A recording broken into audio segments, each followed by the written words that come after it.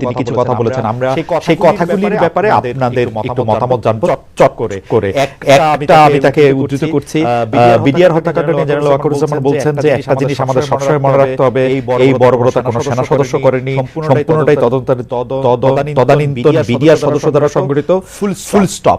এখানে কোনো if O but নেই। ফার্ম আপনার মন্তব্য শুনতে পারি, কারণ অনেকগুলি প্রশ্ন আছে ওনার বক্তব্যে। দেখেন এখানে একটা ব্যাপার হচ্ছে যে ওই সময় তদন্তটা ভালো করে হয়নি। এটা কি সত্য মানে ফ্যাক্ট। কারণ ওই সময় ধামাচাপা দেওয়ার একটা চেষ্টা করা হয়েছিল এবং আওয়ামী লীগ তৎকালীন আওয়ামী লীগ সরকার এটার সাথে কমপ্লিটলি বিশ্বাসঘাতকতা করেছিল। সেই নিরিখে বাংলাদেশের সাধারণ মানুষের মধ্যে একটা চাহিদা আছে যে এই ঘটনার একটা প্রকৃত তদন্ত হোক এবং বের হয়ে আসুক।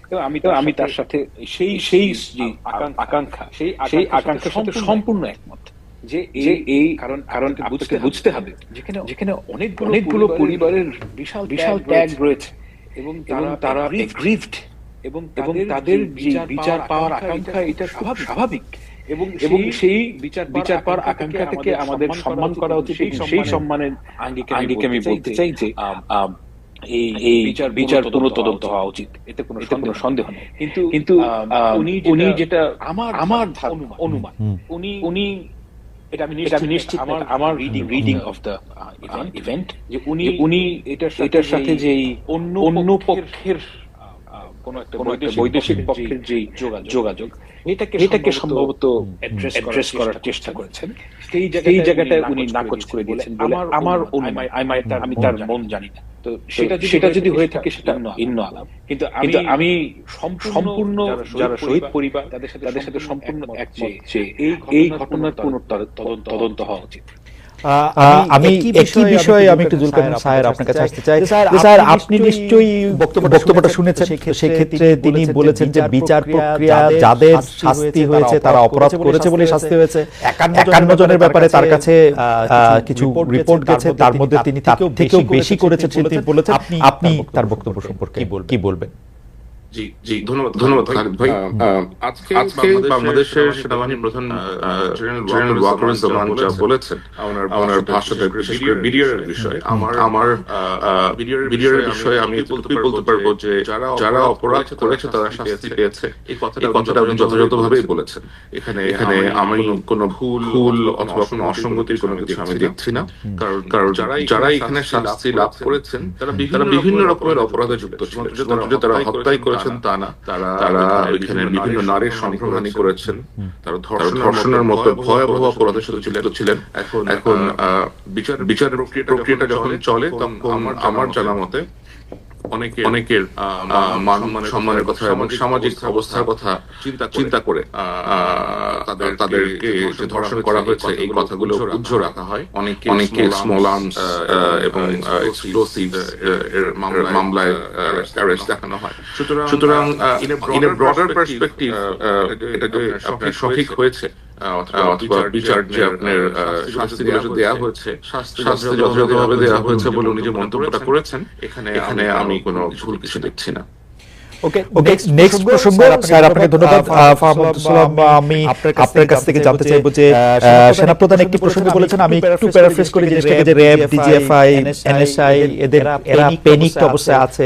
পুলিশের ব্যর্থতার কারণও তিনি আসলে বলতে চেয়েছেন 30,000 সেনা সদস্য দিয়ে যারা ক্যান্টনমেন্টে 30,000 যাবে আসবে তাদের দিয়ে আসলে এটা করা সম্ভব না। আমরা যা করছি সেগুলো আমাদের উচ্ছৃঙ্খলতা এবং আমরা পরস্পর এটার মধ্যে করছি, এরকম কিছু বলেছেন। আমি যেহেতু একদম পুরোপুরি উদ্ধৃত করছি না, সেটা নিয়ে আপনার একটু মন্তব্য শুনতে চাই।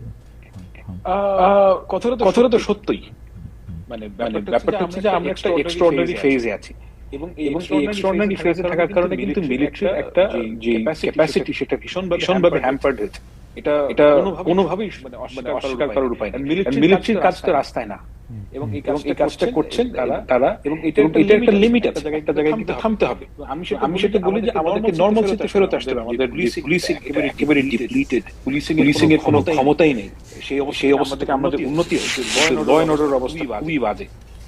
তো এই জন্য একটা প্রিভেইলিং আইডিয়া হচ্ছে কি যে একটা যদি পলিটিক্যাল গভর্নমেন্ট আসে তখন তাদের পক্ষে এই কাজগুলো করা সহজতর হবে এবং অর্থাৎ মূলত স্টেবিলিটির দিকে আমাদের দেশ নরমাল স্টেটে ফেরত যেতে হবে এবং সেই কারণ থেকেই ওয়াকার সাহেব এই কথাগুলো বলছেন এবং এটা তো সত্য কথা যে মিলিটারির ভেতরে যে এতদিন ধরে যদি আপনি এনগেজ করে রাখেন রাস্তাঘাটে এবং ল এন্ড অর্ডার অবস্থা ভালো না so if you think about এই কাজগুলো তো আসলে পুলিশের কাজ এবং পুলিশকে যদি পাওয়ারফুল করতে হয় পুলিশ ডিপ্লিটেড ফোর্স এটাকে আপনার মানুষ বল বাড়াতে হবে নরমাল স্টেটে ফেরত যেতে হবে এবং ওই গোলের দিকে যাওয়ার যে তার ইচ্ছা আমার কাছে মনে হচ্ছে দ্যাট ইজ পারফেক্ট এবং এটাই একজন অ্যাডাল্ট হিসেবে রেসপন্সিবল মানুষ হিসেবে তিনি যা বলেছেন যেটা আমার কাছে তাই মনে হয়। এখানে দুইটা প্রশ্ন, এক হচ্ছে যে আপনি কি পরে নিশ্চয়ই আরো আমরা বিস্তার করতে পারবো, আপনি কি এটা বলতে পারবেন যে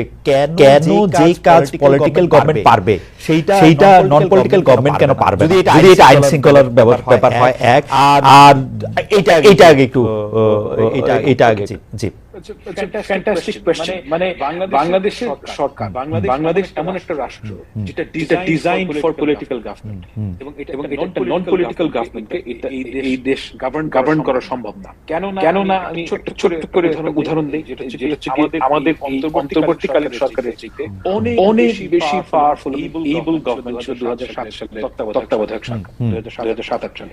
ওই সময় একটা তারা কমপ্লিটলি এখন তো কোনো সরকারই ছিল না 5ই আগস্টে তারা একটা ফাংশনাল গভর্নমেন্ট পেয়েছে।